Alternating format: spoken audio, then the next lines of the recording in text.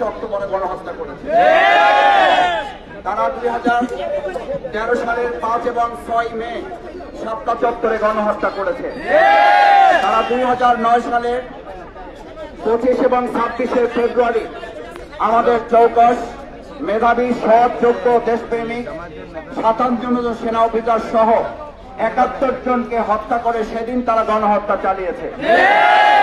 2013 সালের মাওলানা দেলোয়ার হোসেন সাঈদী রহমাহুল্লাহ ফাঁসি কার্যকর করার জন্য যে ফাঁসির রায় দিয়েছিল মাত্র 5 দিনের ব্যবধানে 2.5 শতাধিক ছাত্র জনতাকে তারা হত্যা করে গণহত্যা চালিয়েছে। তারা গণহত্যা চালিয়েছে 2021 সালে বাংলাদেশের উপরে চেপে বসা আধিপত্যবাদ আমাদের পার্শ্ববর্তী রাষ্ট্রের সেই সময়ের সরকার নরেন্দ্র মোদীকে প্রবেশ করানোর জন্য আমাদের প্রায় 25 জন ভাইকে তারা গুলি করে হত্যা করেছে।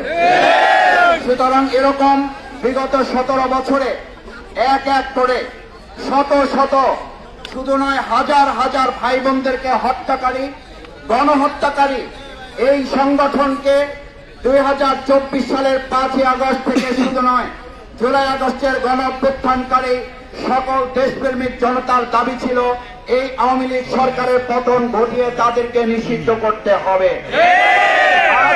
এই দাবি শুধুমাত্র কোন একটি দল বা কোন ছাত্র জনতার কোন অংশের নয়, এটি বাংলাদেশের সকল দেশপ্রেমিক জনতার দাবি। এখানে যারা এসেছে তাদের দলের পরিচয় বড় নয়, তারা বাংলাদেশ। এখানে যারা এসছে তুমি কে আমি কে, আজ বাংলাদেশ দাবি তুলেছে। বাংলাদেশ যখন দাবি তুলেছিল আওয়ামী লীগের পতন হতে হবে, আওয়ামী লীগের পতন শুধু হয় নাই, আওয়ামী লীগ গোষ্ঠী সত্য দেশ ছেড়ে পালিয়েছে। পালানোর ধারাবাহিকতায় গতকালকে এবং তার আগের দিন পালানোর ধারাবাহিকতা তারা অব্যাহত রেখেছে। আমরা অত্যন্ত বিস্ময়ের সাথে লক্ষ্য করছি এই পালানোর সাথে তারা একটা অংশ সহযোগিতা করছে। আর আজ এখানে যখন আওয়ামী লীগ নিষিদ্ধের দাবি উঠেছে, কেউ কেউ এই গণতান্ত্রিক আন্দোলনকে দমিয়ে দেওয়ার জন্য ডানে বামে থেকে এখনো আমাদেরকে আটকে দেওয়ার অপচেষ্টা চালাচ্ছে। এটা ভালো লক্ষণ নয়। আপনাদের মনে থাকা উচিত জুলাই আগস্টে আপনাদের গুলি এবং বন্দুকের উপেক্ষা করে এই ছাত্র জনতা বিজয় ছিনিয়ে নিয়ে গেছে। এই দিন যারা বিজয় ছিনিয়ে নিয়েছে তারাই আজ এখানে এসেছে। ছিনিয়ে না নিয়ে এখান থেকে দেশের জনগণ ফিরে যাবে না, যাবে না।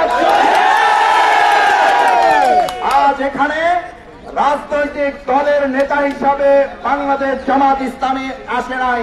আমরা এসেছি এদেশের 18 কোটি জনগণের সকলের ঐক্যমতের ভিত্তিতে আমরা বাংলাদেশ আওয়ামী লীগের মতো গণহত্যাকারী একটা সংগঠনকে অতি সত্বর নিষিদ্ধ ঘোষণা করে এই ছাত্র জনতাকে নির্বিঘ্নে তার যার যার জায়গায় ফিরে যাওয়ার সুযোগ করে দিতে হবে।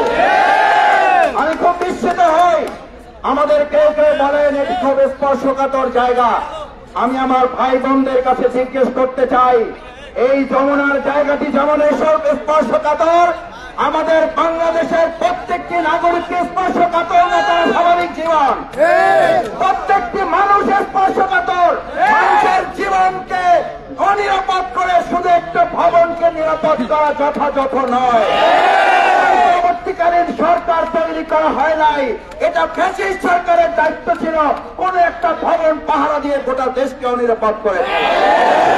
আজ আমার পরিষ্কার একটা কথা বলতে চাই, এদের জনগণের দাবির প্রেক্ষিতে আমরা আশা করব বর্তমান অন্তর্বর্তীকালীন সরকারকে যে ছাত্র জনতায় ক্ষমতায় বসিয়েছে সেই ছাত্র জনতার দাবি তুলেছে অবশ্যই আওয়ামী লীগকে নিষিদ্ধ করতে হবে। আমরা আজকে দুপুর পার করতে চাই না, তার আগে সকল রাজনৈতিক দলমত নির্বিশেষে ডেকে অবিলম্বে আওয়ামী লীগকে নিষিদ্ধ ঘোষণা করতে হবে।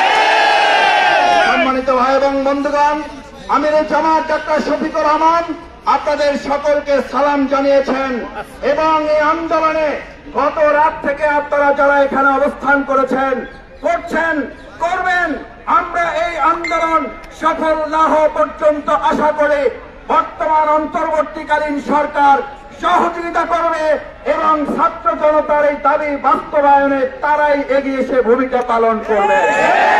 এই ছাত্র জনতা আবার জীবন দেওয়ার, আবার গুলির মুখে দাঁড়াক, সেটার জন্য অন্তর্বর্তীকালীন সরকার অপেক্ষা করবে, এটা আমাদের জন্য দুর্ভাগ্যজনক। সুতরাং ভাই এবং বন্ধুগণ, আমার সম্মানিত শ্রমিক ছাত্র জনতা ভাই বোনেরা, আজ এখানে আমাদের ছোট বাচ্চারা আবার নেমে এসেছে।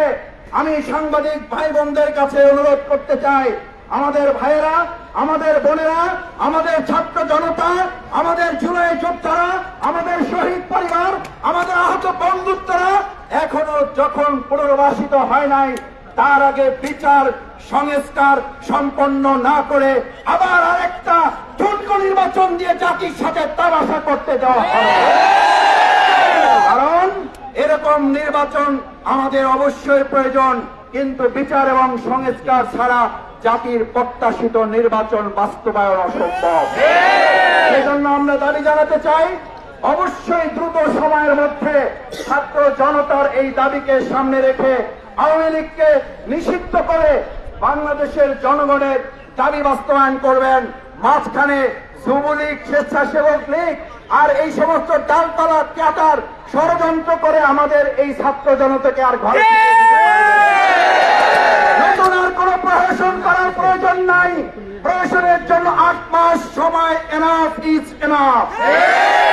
পরিষ্কার বলা যায়, আমরা ছাত্র জনতা আজ এখানে নেমেছি পরিষ্কার বাস্তবায়নের জন্য। আওয়ামী লীগকে নিষিদ্ধই হচ্ছে এখন দেশের মানুষের 1 নম্বর প্রধান এবং সবচেয়ে মূল লক্ষ্য।